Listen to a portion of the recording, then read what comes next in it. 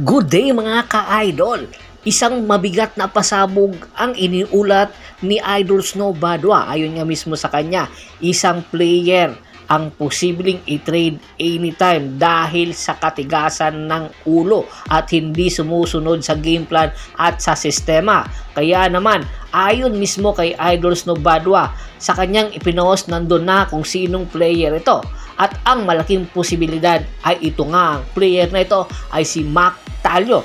Kamakailan lang si Mac Talio ay kinuha ng Converge Fiber Xers para maidagdag sa kanilang lineup.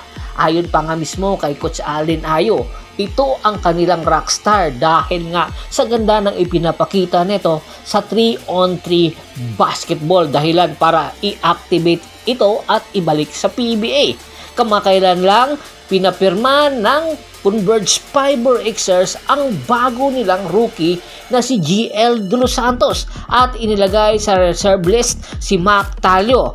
Dito pa lang marami na ang nagtataka kung superstar o rockstar itong si Mac Talio, bakit ito inilagay sa reserves list, gayon ang kapalit lang ay isang rookie. So nagkatotoo na agad ang mga hint ni Idol Snow Badwa at anytime. Ayon sa ating insider, malaki ang tsansa na number 1 destination ni Mac Talio kung sakaling i-trade ito ng Converge Fiber Xers ay ang Northport Batangas. Bakit kanyo?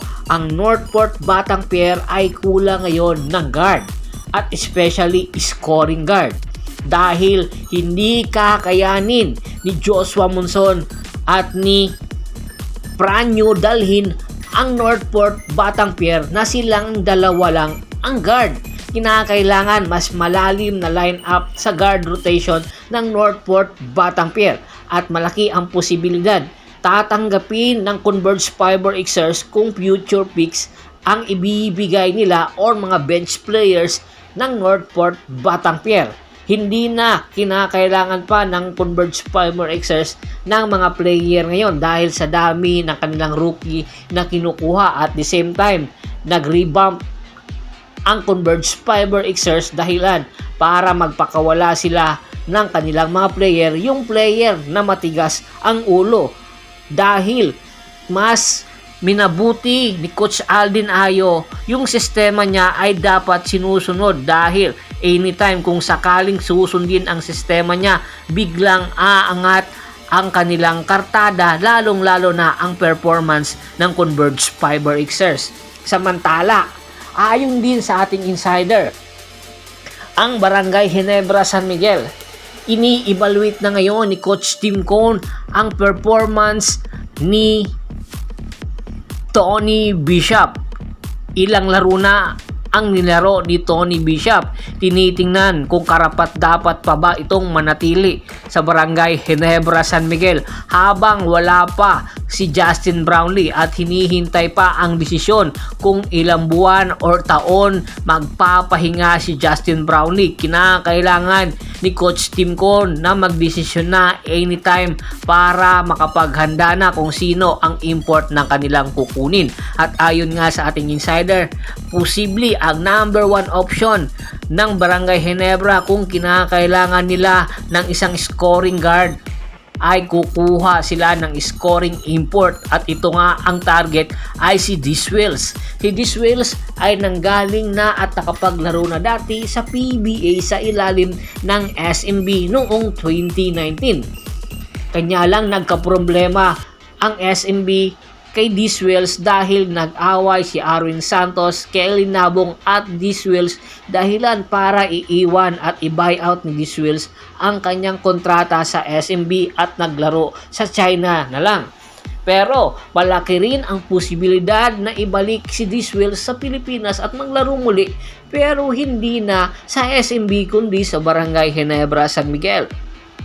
Kung sakali mang kukunin ito ng Barangay Ginebra San Miguel, ay mas lalong lalakas ang Barangay Ginebra San Miguel at magkakaroon sila ng go-to guy na kung kinakailangan talaga ng puntusan ay dito, at ito ang sasandala nila si Diswells dahil isa itong high scoring import na kung saan nag-a-average lang ng 50 points per game noong naglalaro pa ito sa SMB. Kaya naman lang ito iniwan ang SMB dahil sa problema sa kanyang mga teammate. Kaya aabangan natin kung papalitan ba ni Coach Tim Cone si Tony Bishop at i-activate bilang import ng Barangay Ginebra si Diswells. Ano sa tingin nyo? Mas bagay ba si Diswells? Komento na sa baba ng video at pag-usapan natin yan.